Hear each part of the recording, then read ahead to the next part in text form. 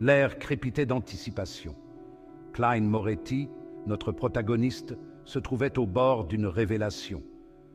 Le monde qu'il connaissait, un monde de lampes à gaz et de voitures à chevaux, cachait une face cachée. Un monde de mysticisme et de pouvoirs ancestraux.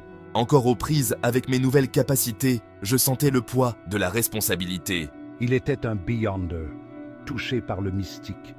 Son chemin le menait à une réunion clandestine, un rassemblement d'individus qui connaissaient la vérité. Chaque membre, drapé dans l'ombre, portait la marque de l'arcane. L'air vibrait de leur énergie combinée. C'était le Club Tarot. La lumière vacillante du gaz projetait de longues ombres alors que la réunion commençait. Le fou, un personnage enveloppé de mystère, présidait le rassemblement. Sa présence inspirait le respect. Son silence en disait long. Chaque membre, lié par un serment de secret, partageait ses connaissances et recherchait des conseils. Justice, la voix empreinte d'inquiétude, parla d'un conflit imminent. Les murmures dans la salle cessèrent. Tous les yeux se tournèrent vers le fou, cherchant des réponses dans l'abîme de son silence. Le pendu, le regard fixé sur l'invisible, confirma les craintes de justice. La tension dans la pièce était palpable. La conversation prit une tournure sinistre. Des rituels anciens, longtemps interdits, étaient en train d'être ressuscités. Des rituels qui promettaient un pouvoir incommensurable, mais à un prix terrible. Les membres du Club Tarot échangèrent des regards inquiets. Ils connaissaient le prix de l'ambition démesurée.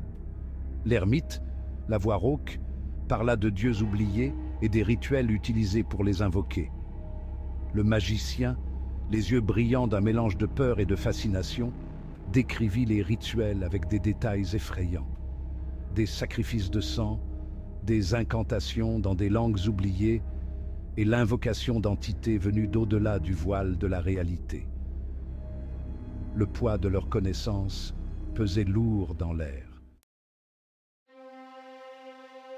Mon cœur battait la chamade. J'écoutais attentivement, sentant une montée d'adrénaline, un mélange de peur et d'excitation. J'étais dépassé, mais je ne pouvais pas m'arracher à tout cela. J'étais lié à ce chemin, un chemin semé de dangers et d'incertitudes.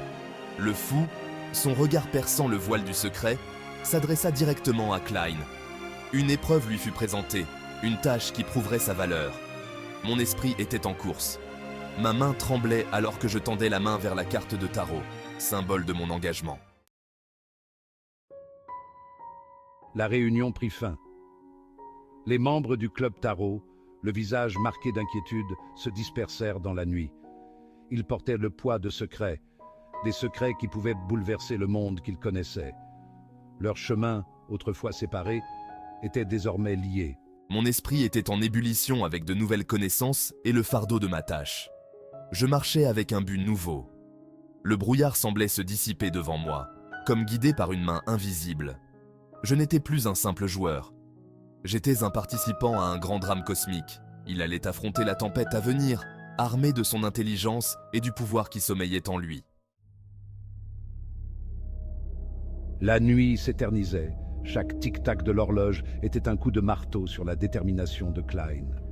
Il se sentit attiré par une adresse particulière, un lieu murmuré à voix basse pendant la réunion.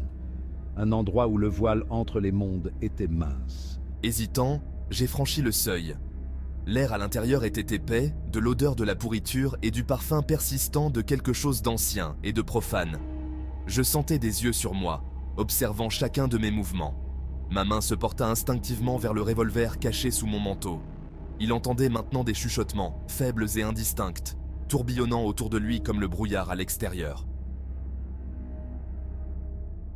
À mesure qu'il s'aventurait plus loin, les chuchotements se firent plus forts, se fondant en voix distinctes. Elles parlaient d'un passé lointain, de rituels accomplis et de sacrifices offerts. Il sentit une terreur glaciale lui parcourir l'échine, l'air devenant lourd de malveillance. Soudain, l'air scintilla et une silhouette se matérialisa devant moi. Sa forme était indistincte, enveloppée d'ombre, mais ses yeux brûlaient d'une lumière impie. Je me suis retrouvé paralysé, la peur me clouant sur place. La silhouette parla, sa voix était un murmure rauque qui semblait griffer les bords de ma santé mentale. Klein réalisa avec une terreur grandissante qu'il était tombé sur quelque chose de vraiment ancien et maléfique.